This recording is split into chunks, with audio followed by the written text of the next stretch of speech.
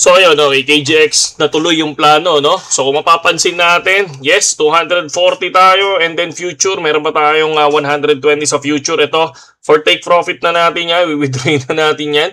And then ngayon, kung titignan natin, sa pool, no? Ito yung TP area natin, doon nakaraang video natin, sabi natin, mag-TP tayo dyan, and then hahayaan lang natin tong area na to, at papasok ako dito sa 106 short position. Sabi ko nga ganoon, hindi ako maglo-long position hanggat hindi nare-reject si 106. Tulad nung sinabi natin. Pasensya na, wala akong ano ngayon. Video ngayon kasi, tawag dito, galing ako sa bukid ngayon, tapos puro libag-libag tayo ngayon. Okay? So ngayon, ang plano ko dyan, again, no, hihintayin ko si 106.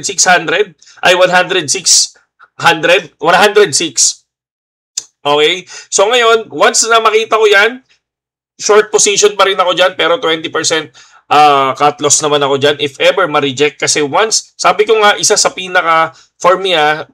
pinaka malupit na resistance to para sa akin, or critical resistance, ang 106. No? So baka pag nag-bounce yan, baka dumiretso ulit dito sa area na to. Bakit 110 pa rin yung magandang resistance para sa akin?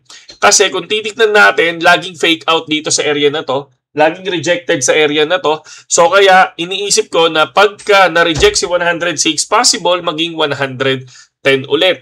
Pero titingnan natin. So ngayon, sa akin, dito muna ako sa TA ko pa rin. 106 pa rin.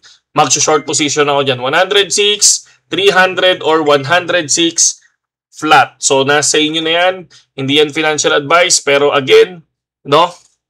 Ano lang to? Sariling TA ko lang to, mga kapatid. Okay? So ngayon, punta naman tayo kay Ethereum. So Ethereum, so kung mapapansin natin sa Ethereum, break, no? Etong area na to. So talagang kitang-kita naman natin na nakuha yung TP out natin. So saan natin makikita yan? Ito yan, ETH, 116% profit from 3,900 to 3,748. Lumagpas pa, mga kapatid, no? Kung titingnan nyo, lumagpas pa, ayan, no? So ngayon, kung titingnan naman natin, ang area na pupuntahan niya si 3,680. Now, once makuha niya yan, si 3,680, will take short position din dyan sa area na yan, okay? So, syempre, 20% cut loss lang ang gagawin ko dyan. Pinaka-short update lang, again, sabi ko nga sa inyo, no? Ang pag-TTA, mas okay kung hanapin nyo lang yung support and resistance nyo. And then para at least kahit paano, dun kayo mag-practice. Ako, yun lang naman ang ginagawa ko. Naghahanap ako ng support and resistance. Para at least kahit paano, di ba?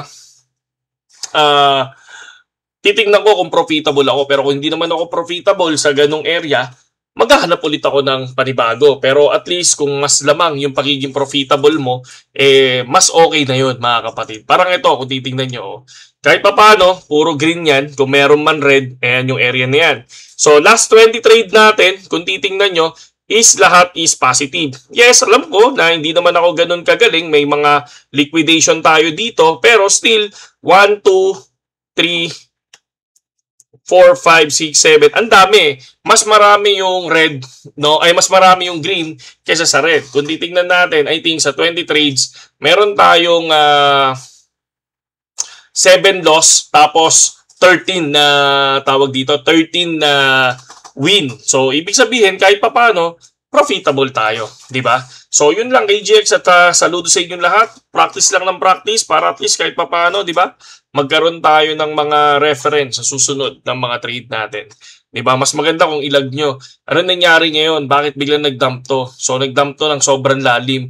Babalik pa kaya to? Ito na ba yung sign na magkakaroon ng bear market? Ako kasi 125, sabi ko, for me, is a bear market na. So, para sa akin, naglalaro na lang ako. Kaya nga sabi ko nga sa inyo, nag-iipon lang ako ng USDT and then magti-trade, mag-i-spot ako kapag nandoon na siya sa percentage ko. No, ibig sabihin ng percentage ko, once na bumagsak na yung value ni BTC ni ETH ng 60%, dun ako mag-i-invest. Yun lang, saludo sa inyong lahat at magandang tanghali sa inyong lahat.